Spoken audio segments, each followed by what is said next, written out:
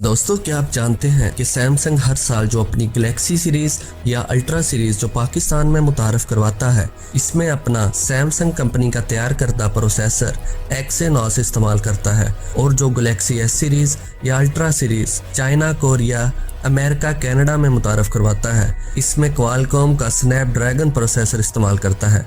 और सिर्फ एक प्रोसेसर का फर्क होने की वजह से सेम मॉडल में camera quality, battery performance, gaming performance में 20 से 30% तक का फर्क पड़ जाता है।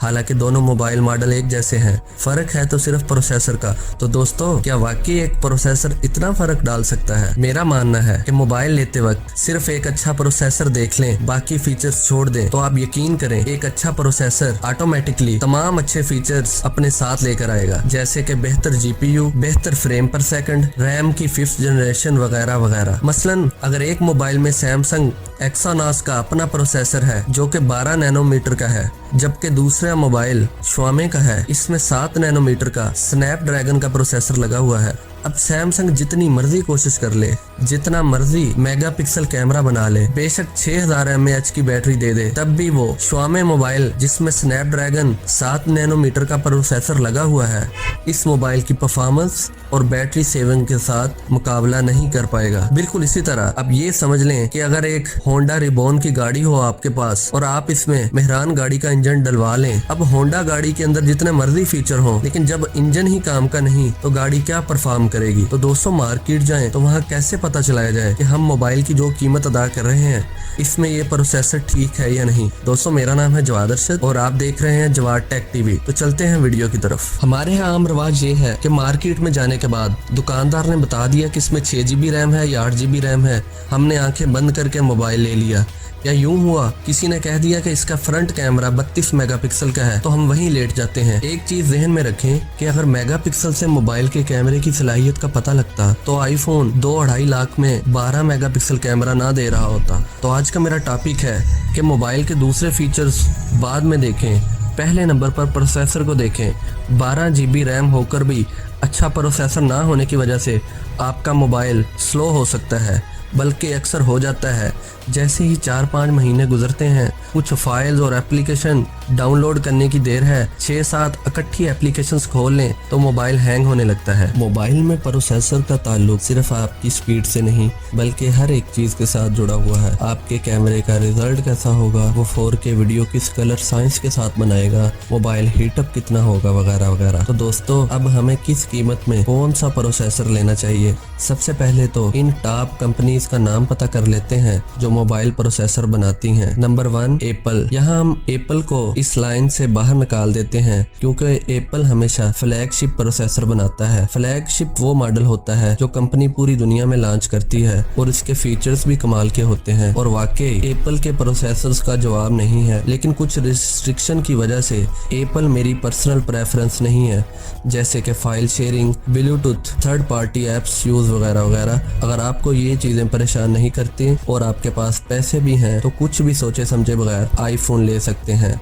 इस वक्त एप्पल अपने मोबाइल्स में TSMC का 5 नैनोमीटर प्रोसेसर, जिसका नाम एप्पल बायोनिक A14 है, इस्तेमाल कर रहा है और कोई दूसरा फोन इसके प्रोसेसर्स का मुकाबला करता नजर नहीं आता। हाँ, स्नैपड्रैगन 888 5 नैनोमीटर काफी हद तक इसके करीब कहा जा सकता है। तो एंड्रॉइड फोन्स के लिए सबसे बेहतरीन प्रोसेसर्स बनाने वाली कंपनियां कौन सी हैं? नंबर 1 पे है क्वालकॉम स्नैपड्रैगन, सेकंड नंबर पे है हाईसिलिकॉन कैरिन, तीसरे नंबर पे है सैमसंग एक्सिनोस, चौथे नंबर पर है मीडियाटेक। दोस्तों, क्वालकॉम अमेरिकी प्रोसेसर कंपनी है जिसके प्रोसेसर स्नैपड्रैगन पूरी दुनिया में मशहूर है और इसके प्रोसेसर परफॉर्मेंस में सबसे बेहतर समझे जाते हैं। इसके अलावा कुछ चाइनीज बेस्ड कंपनियां भी हैं जिसका नाम हाईसिलिकॉन कैरिन, जो कि हुआवे की कंपनी है, और इसी तरह एक मीडियाटेक प्रोसेसर बनाने वाली कंपनी है। इसके अलावा एक साउथ कोरियन कंपनी जिसका नाम एक्सिनोस है और ये सैमसंग के मोबाइल्स के लिए प्रोसेसर बनाती है। हुआवे अपने मोबाइल्स में ज़्यादातर कैरिन के प्रोसेसर और सैमसंग अपने मोबाइल्स में ज़्यादातर एक्सिनोस के प्रोसेसर इस्तेमाल करते हैं। दोस्तों, अगर आप मुझसे ये बोलेंगे कि इनमें से बेहतरीन प्रोसेसर बनाने वाली कंपनी कौन सी है, तो मैं शायद आपको ठीक जवाब ना दे सकूँ। इसकी वजह यह है कि ये कंपनीज पैसे के मुताबिक प्रोसेसर बनाती हैं।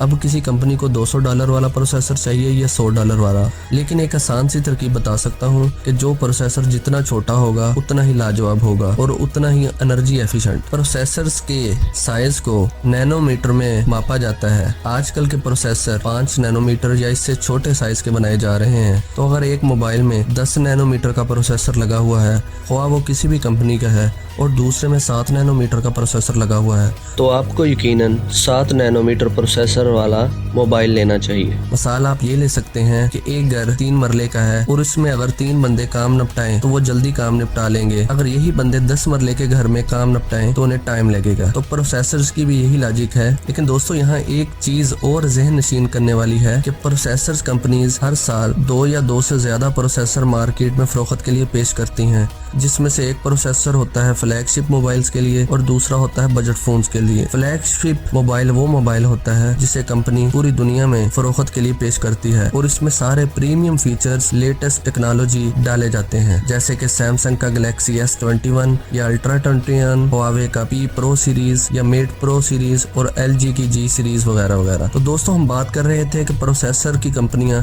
2 तरह के प्रोसेसर बनाती हैं। एक में फीचर्स लाजवाब होते हैं लेकिन वो प्रोसेसर महंगे भी होते हैं, इसलिए मोबाइल कंपनियां उन्हें सिर्फ फ्लैगशिप मोबाइल्स में डालकर फरोख्त के लिए पेश करती हैं। और दूसरा प्रोसेसर होता है जो कि सस्ता होता है लेकिन बजट फोन्स के लिए बनाया जाता है। अब सैमसंग की A सीरीज की मिसाल ले लें, इसमें फीचर्स, रैम, रोम वगैरह सब बेहतरीन होते हैं, लेकिन प्रोसेसर के मामले में कंपनी हमें लाल झंडी करवा देती है, जिसकी वजह से वो इस मोबाइल की प्राइस कम कर पाती है। अब ऊपर मैंने आपको बताया था कि जितना जो प्रोसेसर छोटा होगा इतना अच्छा होगा, लेकिन कुछ केसेस में ये बात थोड़ी वजाहत तलब करती है। फॉर एग्जांपल क्वालकॉम ने 2020 में एक प्रोसेसर फ्लैगशिप मोबाइल्स के लिए मुतारफ करवाया है जिसका नाम है स्नैपड्रैगन 888 और दूसरा बजट फोन्स के लिए मुतारफ करवाया है जिसका नाम है स्नैपड्रैगन 780G। हालांकि ये दोनों प्रोसेसर 5 नैनोमीटर के हैं, लेकिन स्नैपड्रैगन ने 2019 में जो अपना प्रोसेसर स्नैपड्रैगन 865 7 नैनोमीटर साइज में मुतारफ करवाया था, वो 2020 में मुतारफ करवाए गए budget phone processor Snapdragon 780G 5 nanometer से अभी भी परफॉर्मेंस में बाहर होगा। इसलिए आपको ये बात याद रखनी होगी कि आप मौजूदा साल के बजट फोन प्रोसेसर को, हालांकि वो 5 नैनोमीटर के आर्किटेक्चर पर क्यों ना बना हो, जब आप इसे फ्लैगशिप फोन के प्रोसेसर जो कि 7 नैनोमीटर का था पिछले साल वाले फोन से कंपेयर करेंगे, तब भी पिछले साल का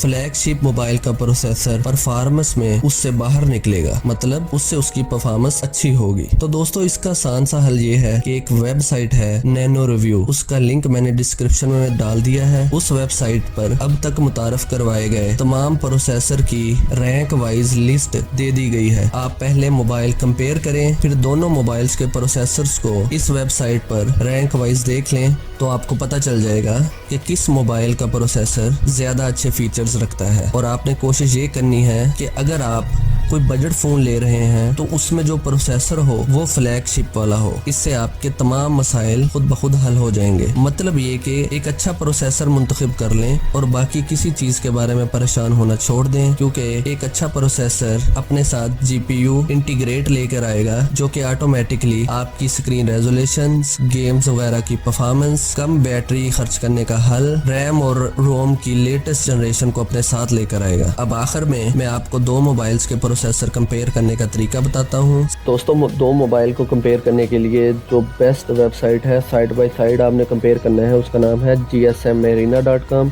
और प्रोसेसर को रिव्यू करने के लिए nanoreview.com। ये दोनों वेबसाइट बहुत ज़बरदस्त है। दोनों के लिंक एग्जैक्ट डिस्क्रिप्शन में डाल दिए हैं, आपको मेरी तरह गूगल पे जाने की ज़रूरत नहीं है। तो मैं 45,000 की रेंज में 2 मोबाइल कंपेयर कर लेता हूँ। एक का नाम है Xiaomi Mi 10T Lite और दूसरा है Samsung M31s। ब्राउज़र में ओपन कर लेता हूँ और फ़िलहाल मैं इसे ओपन कर लेता हूँ gsmarina.com। तो यहाँ कंपेयर पे क्लिक कर लेता हूँ। उसके बाद कंपेयर विद में जाके मैं लिखूँगा, तो ये रहा, ये सजेशन दे दी, मैं इसी में से इसे सिलेक्ट कर लूँगा। कंपेयर विद में मैं लिखूँगा Samsung M31s, स्क्रॉल डाउन करूँगा और प्लेटफॉर्म वाले सेक्शन में ये देखें सैमसंग जो है वो 10 नैनोमीटर के आर्किटेक्चर पर आ रहा है। उसमें एक्सिनोस का अपना प्रोसेसर है 9611 और Xiaomi के अंदर स्नैपड्रैगन 750G है 8 नैनोमीटर का। तो एक तो सिंपल सी साइंस थी, जो उस प्रोसेसर जितना छोटा होगा उतना बेस्ट होगा। और दूसरी बात, ये इंटीग्रेटेड GPU जो प्रोसेसर आ रहा है एंड्रीनो 619 और सैमसंग का मोबाइल आ रहा है माली G72 के साथ। तो दोस्तों एक मेरा अपना रफ सा आइडिया है, मेरे ख्याल में एंड्रीनो 619 की गेमिंग परफॉर्मेंस माली G72 से बहुत बाहर है। तो मज़ीद इसको हमने थारोली देखते हैं तो दोनों प्रोसेसर के जो मॉडल हैं वो हम जहन में रख लेंगे। ये एक्सिनोस 9611 है और ये स्नैपड्रैगन 750G है। उसके बाद आपने लिंक डिस्क्रिप्शन में से क्लिक कर लेना है, गूगल पे जाने की ज़रूरत नहीं है आपको। तो प्रोसेसर 2021 रैंकिंग नैनो रिव्यू पहली सजेशन पे मैंने क्लिक कर लिया। अब दोस्तों आप देखें मार्केट में जाते हैं क्वाड कोर ओक्टा कोर दे के आ जाते हैं, तो ये पहले नंबर पे एप्पल का प्रोसेसर खड़ा है A14 बायोनिक। इसके अंदर 6 कोर है, ये हेक्सा कोर है और बाकी हम पाकिस्तान में भी देख लें सब ओक्टा कोर प्रोसेसर से मार्केट भरी पड़ी है। तो कोर के ऊपर कभी भी मत जाएं, जो जनरल रिव्यू है उसका वो देखें। इसके बाद हमारा एक प्रोसेसर था 9611, मैं डायरेक्टली उसे यहाँ से फाइंड इन पेज कर लेता हूँ। तो ये रैंकिंग में 58 नंबर पर खड़ा है यहाँ पे। तो इसको उन्होंने स्कोर दिया है 329 का। इसके ऊपर मैं क्लिक कर लेता हूँ। तो CPU परफॉर्मेंस है इसकी 30 और गेमिंग परफॉर्मेंस है 18, बैटरी लाइफ है 66 और इस वेबसाइट ने उन्हें स्कोर दिया है 36 का। अब ये आपने जहन में रखना है, ठीक है। अब दूसरा हमारा प्रोसेसर का मॉडल था 750G। इसको ये रैंकिंग में उन्होंने 34 नंबर पे रखा है। इसका स्कोर है 658, तकरीबन सैमसंग वाले प्रोसेसर से तकरीबन डबल है। मज़ीद वेरिफिकेशन के लिए इस पर क्लिक कर लेंगे। अब दोस्तों देखें यहाँ पे CPU परफॉर्मेंस है उसकी थी 30, इसकी है 47। गेमिंग परफॉर्मेंस उसकी थी 18, इसकी है 32। बैटरी लाइफ उसकी थी 65 आई थिंक, इसकी है 77 और स्कोर इन्होंने दिया है इसे 50, उसका पता नहीं 32 था या 33 था, मुझे याद नहीं है। तो दोस्तों ये एक सादा सा तरीका है, आप चेक कर सकते हैं। मज़ीद आप थारोली नीचे भी जाके अगर आप ये चीज़ें कैशे वगैरह समझते हैं, L2 L3 कैशे, फ्रेम पर सेकंड, सारी चीज़ें यहाँ इन डिटेल दी हुई हैं। अगली वीडियो में मैं आपको बताऊंगा कि एक कंपनी का 12 मेगापिक्सल दूसरी कंपनी के 108 मेगापिक्सल से क्यों बेहतर होता है। Super MOLED, MOLED, IPS, OLED, retina, TFT display में से कौन सा डिस्प्ले बेहतर होता है। और मोबाइल में भी रैम 2 तरह की होती है, DDR4, DDR5 और मोबाइल रोम स्टोरेज 3 तरह की होती है, UFS 2.0, UFS 3.0 और UFS 3.1। इन सब में से कौन सी रोम स्टोरेज ज्यादा अच्छी है।